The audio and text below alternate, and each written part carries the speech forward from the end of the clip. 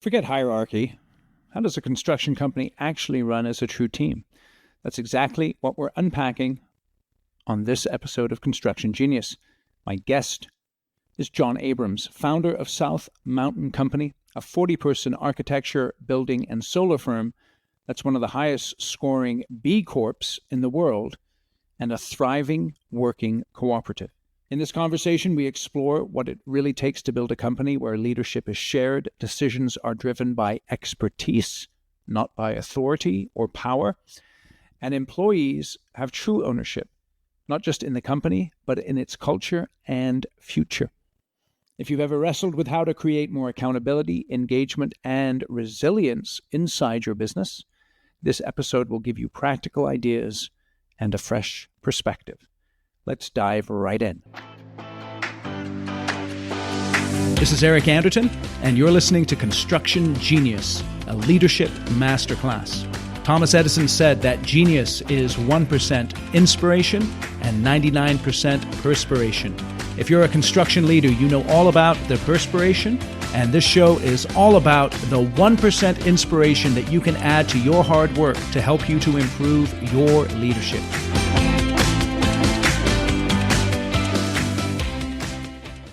John, welcome to Construction Genius. Nice to be here, Eric. Thanks for having me. Yeah, I'm intrigued to have this conversation. And you've built a 40-person architecture, building, and solar firm into one of the highest scoring B Corps in the world. How does a company like that actually function day to day when ownership, profits, power, and purpose are shared across all stakeholders? Well, not so differently than any healthy company, but highly collaborative. And there's this strong sense of engagement because people are sharing ownership and a sense that we are so in this together. And I think that makes people more accountable, not just more engaged, but more accountable.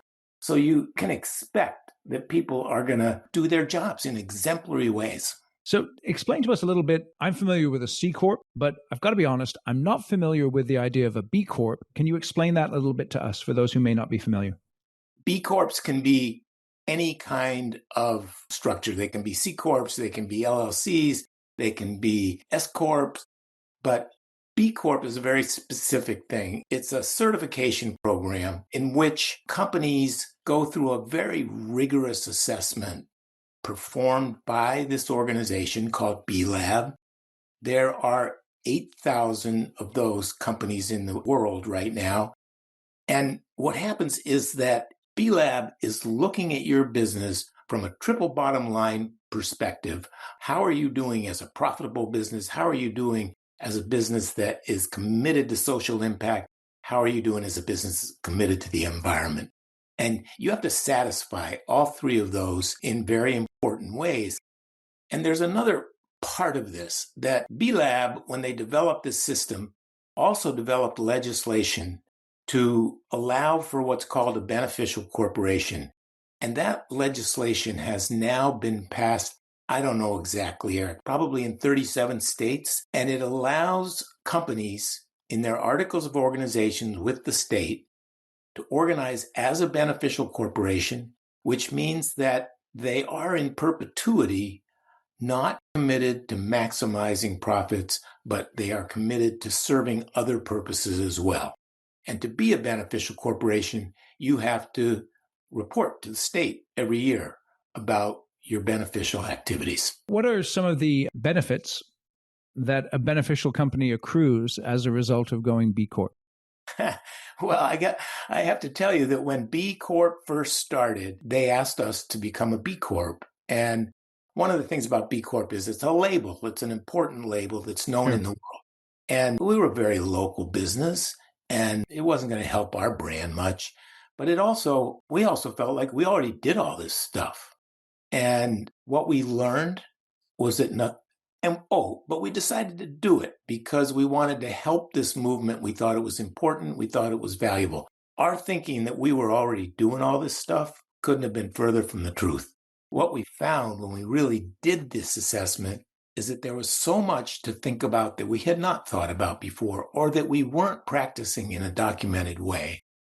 So the great thing about B Corp is that it makes you think differently about the practice of doing business and being a force for good in the world. How does it make you specifically think about doing things differently? So we all have our practices, and many of us, it's kind of knee-jerk. However, it's intuitive. We do it in ways that make sense to us. With a B Corp designation, you have to codify these behaviors and these activities, and you have to make a commitment to the employees in your company that this is the way we work, this is the culture of the company, and you can expect this from us. So leadership becomes more accountable. Does that codification in any way, how does it impact the living out of it? Some people might say if we codify it, then we're going to suck the life out of it. Whereas, if we just live it out, it's just who we are. And that codification then brings in something that sort of begins to constrain us, perhaps. It's a great point. And that's also something that people say about growth.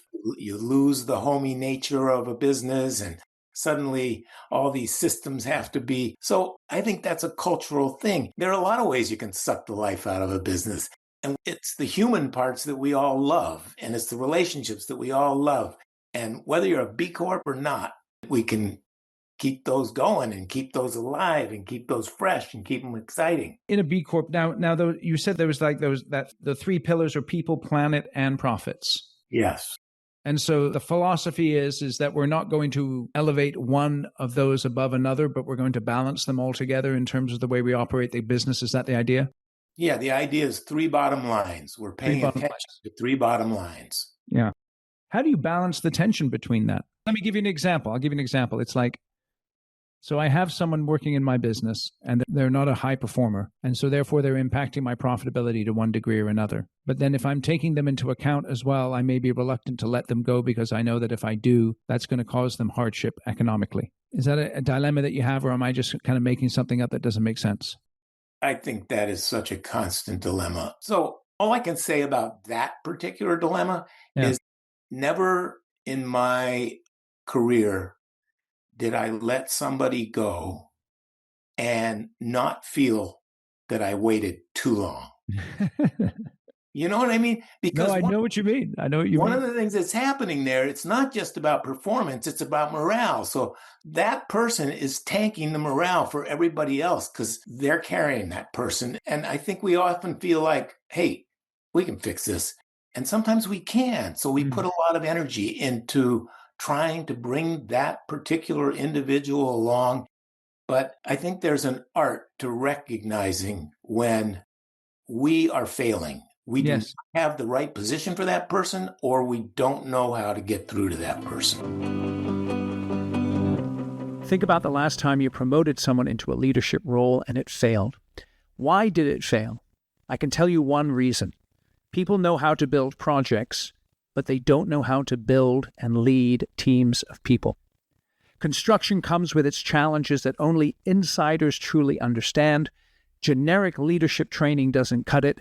You need a program to train your leaders built specifically for construction professionals led by an industry expert. And my online course, The Shift, is exactly that course. It has 5 modules. It'll teach your people how to control their calendars and reduce stress and embrace chaos and accomplish their critical tasks. It will teach them the 3 essential messages they have to communicate every day in order to motivate and lead their team effectively. It'll show them how to build and lead a high-performing team, give them a framework for running effective meetings so they'll be able to solve problems in less than an hour, and also give them a higher perspective on their leadership that will enable them to work on the business and on their teams and not get stuck in the weeds micromanaging. So go out to my website, theshift.constructiongenius.com, read all about the course, and then enroll yourself and your leaders in the course, and I guarantee that it will transform your leadership. If it does not, you take the whole course and you didn't get benefit from it, you just send me an email, eric@constructiongenius.com, and I will cheerfully refund you 100% of your money. I'm really confident this course will transform your leadership. So again, go out to the website, theshift.constructiongenius.com, learn more about the course, and start taking it today. How does your company function on a decision-making basis? Because on the one hand, perhaps a B Corp would be less hierarchical, less command and control, more collaborative. But on the other hand, sometimes there's two equally perhaps viable paths that a business could go down, and we need to make a decision on which path to follow. If we go by the collaborative and consensus path, we may not reach an agreement on which path to go forward, and someone at some point has to make a call.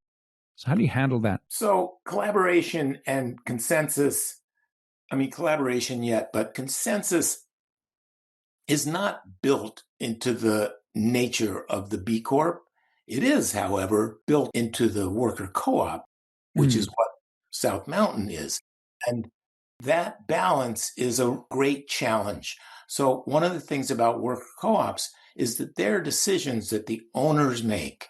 And ownership is widespread, but when it comes to setting the policies, the future direction, the owners decide that. But when it comes to management decisions, you don't want a bunch of people sitting around trying to figure out who's going to build the stairway or drawing straws.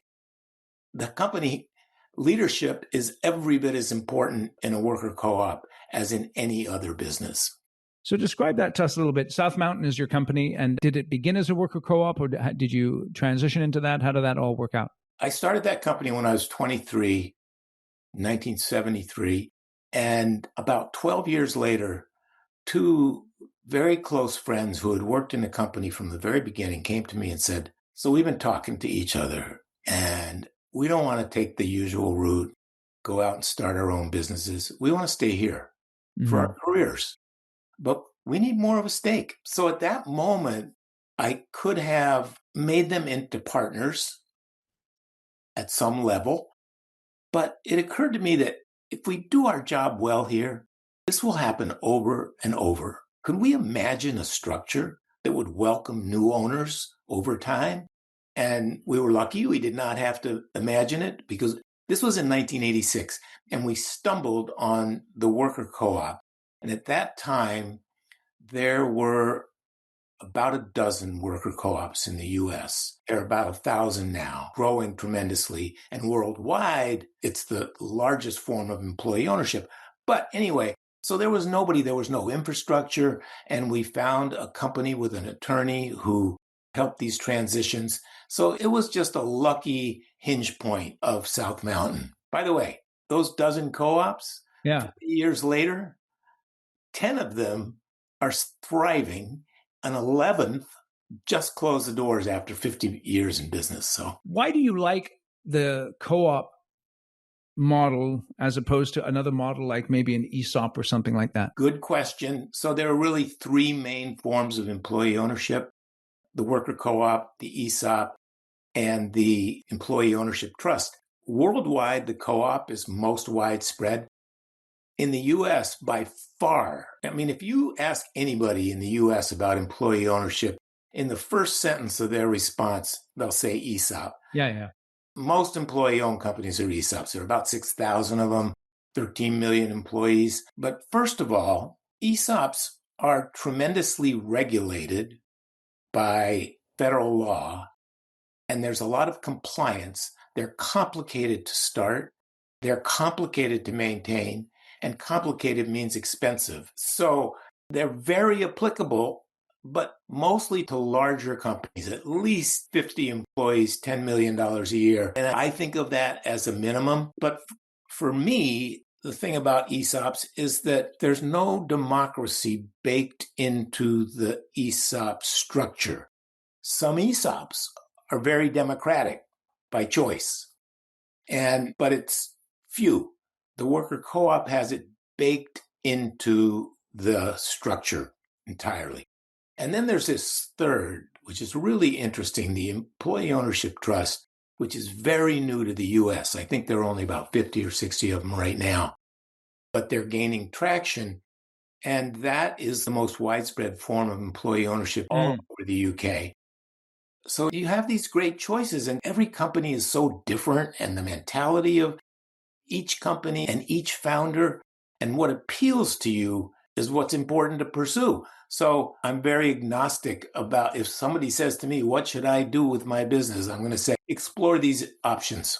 Yeah. So I'm thinking about the idea of a co-op. You use the word democracy. What do you mean by the word democracy as it relates to a business? So I mean that there is true collaborative shared decision making, and that when it comes to issues that affect everybody's lives and the future of the business, there's a democratic decision making process. So that would mean One vote, one person. one vote, one person. Okay. Yeah. So does that then lead us to have to, in a certain way, compartmentalize decisions? Because there are certain decisions in a business that don't lend themselves to a democratic process, where perhaps there's other decisions that do lend themselves to a democratic process. Yes, I think it absolutely does. So people don't really like hierarchies that are based on power. That's just top down. You do this because I say so. But people love hierarchies of expertise. And so you don't want to lose that. In a worker co-op, many, many decisions are made by the people who are most qualified to make those decisions.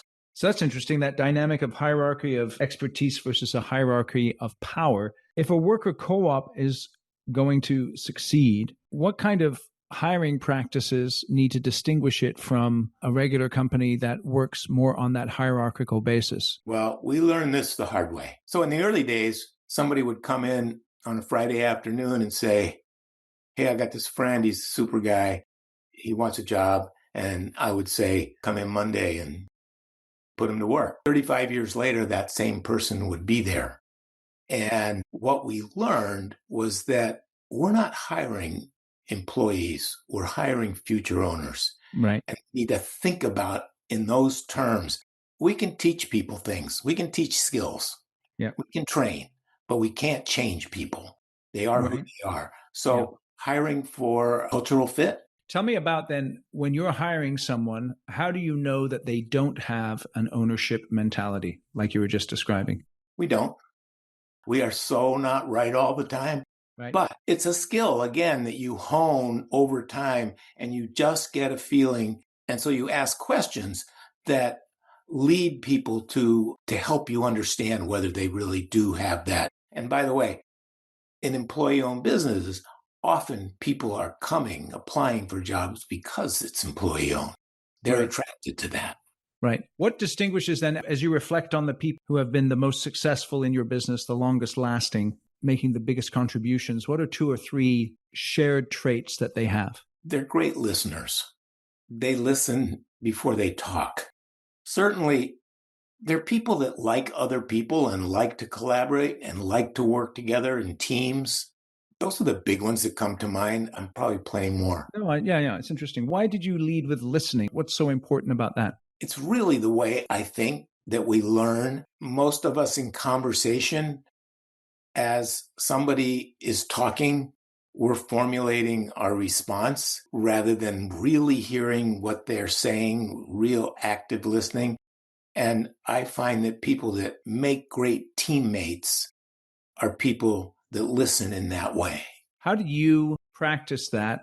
Because, what you described, there's a very human thing to do, right? Formulating the response before, while we're in a conversation. How do you practice not doing that? I think you used the right word, practice. I think it takes practice. I think we're acculturated to always being on the ball and having the right answer right away. Yeah.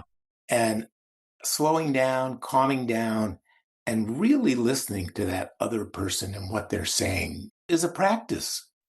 Yeah. When you move to this employee ownership model, this co-op model, how did it feel to give away control? First, like I was tugging on the reins of a runaway horse. I was afraid. But what I was afraid of was that this thing that I had been responsible for building, that I love, would turn into something that I didn't love anymore.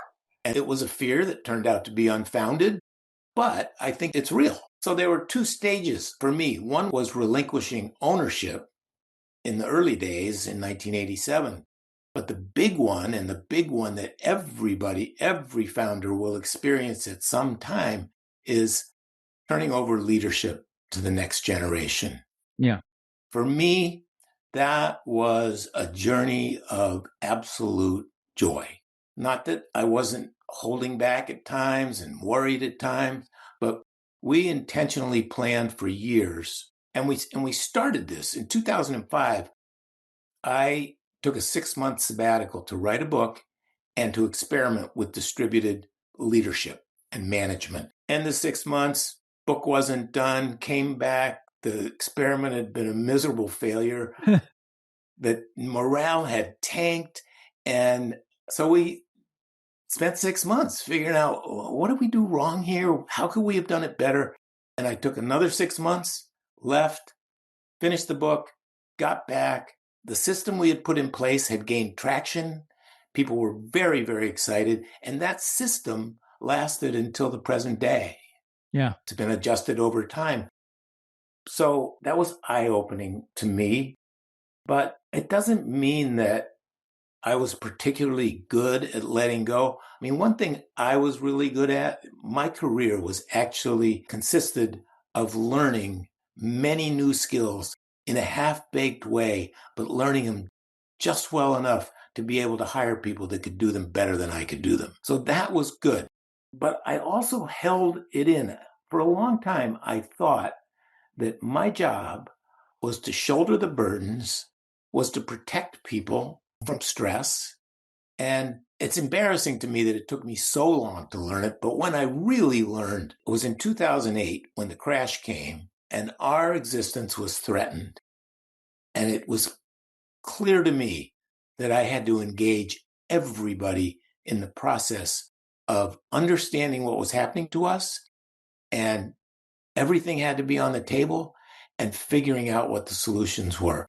And what I found is that, no, that's not my job.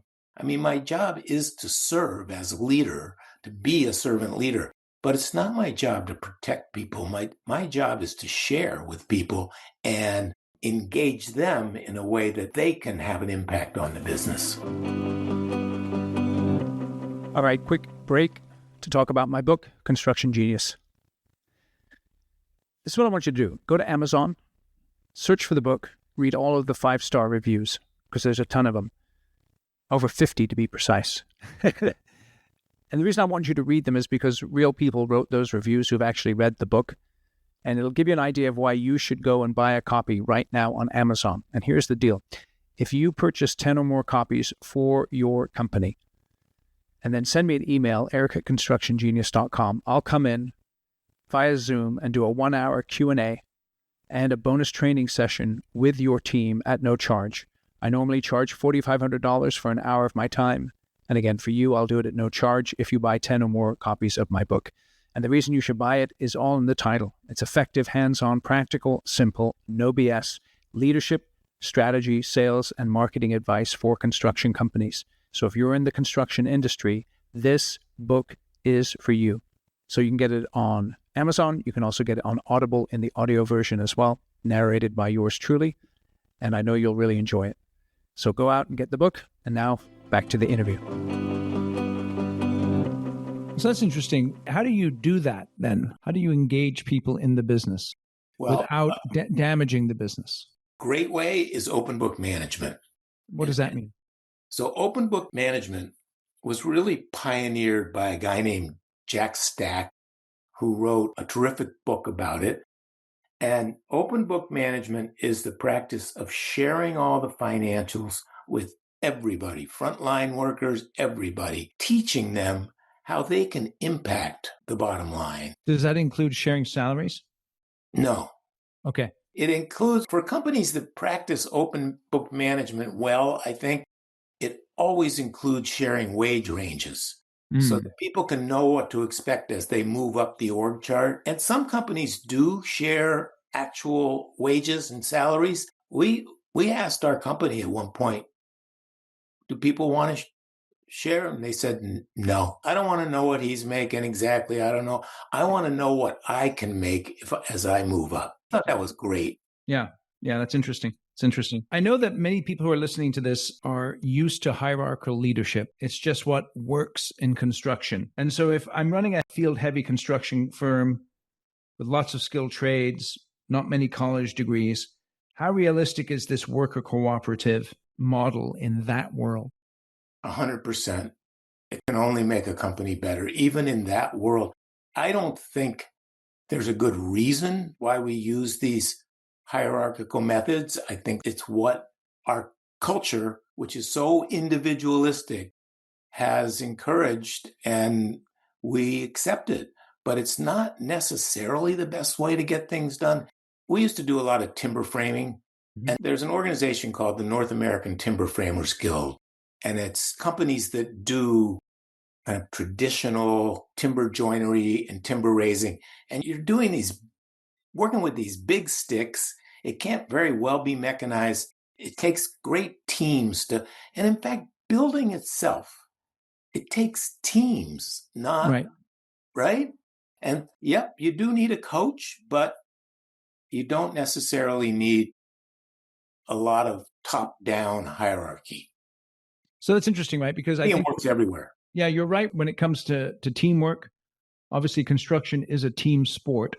Yes. I just think that people are going to struggle because it's like, you're on a job site, someone's got to make a call. And how does that teamwork element then play into that? Once again, it's that hierarchy of expertise that should be making the call. But we are not taught that in school. We are taught to compete and win. We are not taught to collaborate. Right. Okay. So because there's a different sort of perspective on human beings, right? So one person might say, I want to tap into the healthy selfishness of an individual, right? Because I know that if I can frame something in terms of what's in it for them, then the logic there is that that's going to then motivate them, as opposed to framing it, what's in it for us. And so is that just the different, that me versus us perspective? Is that just a matter of different people have different perspectives, or is it everyone is capable of having that us perspective? Well, that's what I think, Eric. But my experience is limited to my experience. Yeah. But what I have seen over time is that when people are invited in, when their opinion is respected, and when they are allowed to be part of the solution, they love it. They love it. Right. Tell us a little bit about this book that you're writing. Well, it just got published by Barrett Kohler Publishers on Tuesday. So it just came out. Is this the first book you've written? No, on my sabbatical in 2005. I know. You said you didn't finish it, though. No, I did. I went back and finished it, and then I wrote a second edition. But that was a long time ago. That book is still in print, but it's from a different time in my life. And this one has a very different purpose. Right now, in the U.S., there are 3 million businesses with employees that have founders over 55. Mm-hmm. And every one of those businesses is going to transition in the next 15, 20 years. And many of them some are going to be passed down in families, but far less than in the past. Yeah. Many of them are going to unceremoniously close the doors because they can't find a buyer and leave a hole in Main Street. Others, the successful ones, are targets for strategic buyers and private equity, the rapacious private equity. Yeah.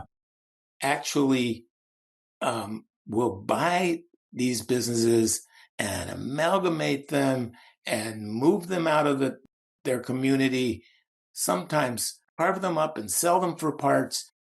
And my experience is that that most founders of businesses believe in their businesses. They want the purpose to go on. They care about the people in the businesses too. And so these people often come away with, well, I call it fat wallets and broken hearts. Yeah. And you see that a lot. But business advisors, attorneys, bankers, financial planners, succession consultants, they have no idea, by and large, about the employee ownership options that are available to all of these businesses. And I want to make that information, put it out there so that it's more widespread, because when you do put it out there, people are surprised, attracted, and often take that route. And I also feel like working people have been left behind. So, from the 30s to the 70s, unions got great wage increases and benefits for American working people and really created a prosperous American middle class. And then at the end of that time in the 70s, wealth inequality had diminished tremendously. And in fact, at that time, the average corporate CEO made 20 times the average working person. Now it's 250 or 300 times as much. If working people had kept pace with CEOs, the minimum wage right now would be over $100 an hour. So this is a way that founders of businesses can be rewarded for their investment and employees can be rewarded for theirs at the same time. They are the people that have built these businesses and whose future depends on them. So I think it's just it's a wonderful solution that can have a positive impact on our economy and our culture. And so the book outlines... That's what the book is about. Everything associated with that. Excellent. So I know it's on Amazon, in Audible, Kindle, and the paperback. Is the hardback available too? No. No hardback. Great. But all those other... Paperback, yeah. Yeah, that's great. That's great. What do you want your legacy to be? I mean, first of all, I want my legacy to be that he was kind and he cared about people. I would also like to have some impact on better ways of doing business and making business a force for good. That's excellent. What do you think is the main reason why that's not happening? I think it is happening. But why doesn't it happen more? There isn't a chorus of people promoting this and pushing it and telling stories about it. And mainly it's the stories.